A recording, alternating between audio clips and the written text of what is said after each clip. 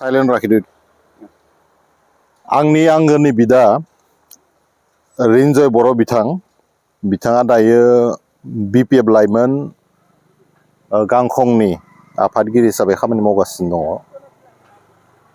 बिदा हिसाबै मोनसे बाथ्राखौ खावलायनो नागिरदों आं गावनि आंगो बिदा हिसाबै। बिथाङा बे साननैसोआ जेरैबायदि बिटिआरनि लाइमोनफोरखौ बर' सेंग्रा सिख्लाफोरखौ गावनि फेसबुक पेजाव ओंखारनानै गोदै गोदै रावजों थगायगासिनो दङ, बे बाथ्राखौ नुनानै आङो जोबोद दुखु मोनदों। बिथांनिनो सासे फंबाय हिसाबै आंहा फंनैसो बाथ्रा बुंनो निस्सय थागोन।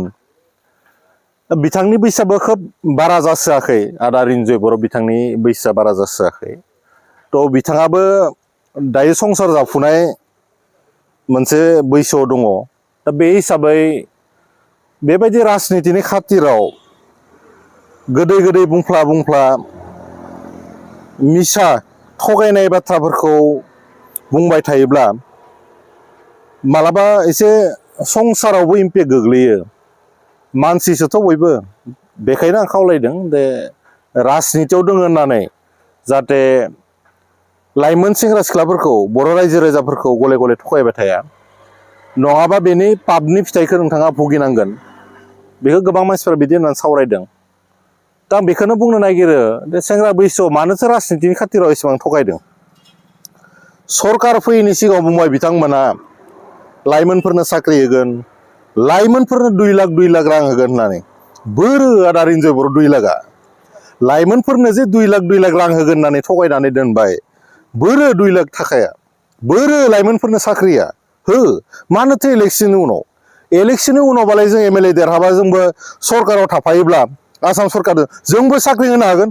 अब्लालाय नोंथांमोनखौलाय जोङो बिटिसि इलेक्शनाव बिटिआरनि मानसिफ्रा नोंथांमोनखौ देरहाहोनायलाय मा मिनिं थाखो?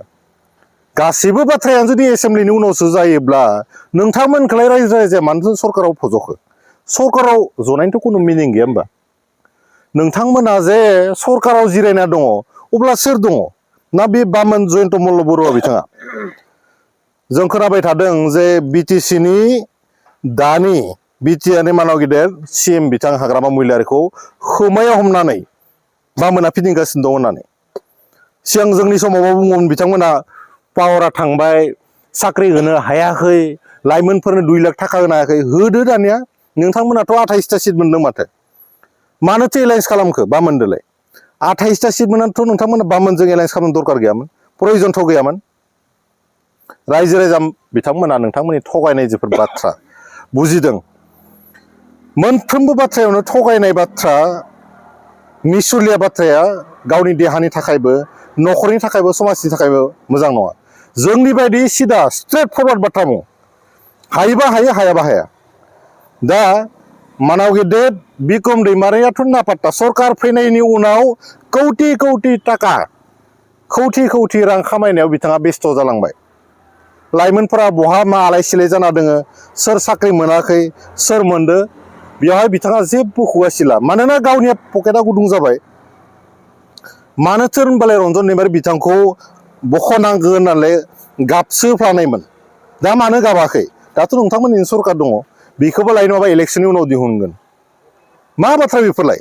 इलेक्शननि उनाव थारमाने बिथांमोना जेबो खामानि मावनो हायाखै।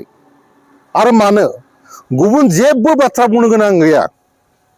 नांगौबा जोंबो राजनितिखौनो बाद होगोन, खिन्थु दिनैनि तारिखाव कारिगाव बायदि जायगायाव, बर'नि केपिटेल, बर'नि उथुमै जायगायाव दिनै सासे बर'खौ, सासे बर' सेंग्राखौ गाफ्ले बुथारबाय। नोंथांमोननि हाग्रामा महिलारिया पावारफुल नेता होनना बुंनाया बहा थाखो? मानाव गिदिर प्रमद बर' बिथांनि समावथ' बेबायदि बर' सेंग्राखौ रावबो गाफ्लेना बुथारनो हायाखैमोन। दा बिनि फिननायखौ आदा रिन्जय बर' बिथां, कास्टम बसुमतारी बिथां, बिक्रम दैमारि बिथां, प्रहलाद ब्रह्म बिथांमोना होनांगौ। जे नोंथांमोननि एसेबां गिदिर पावारफुल नेता थानायाव, हाग्रामा महिलारि थानायाव दिनै बर' सेंग्राया मानो गाफ्लेना बुथार जाखो? Thank you.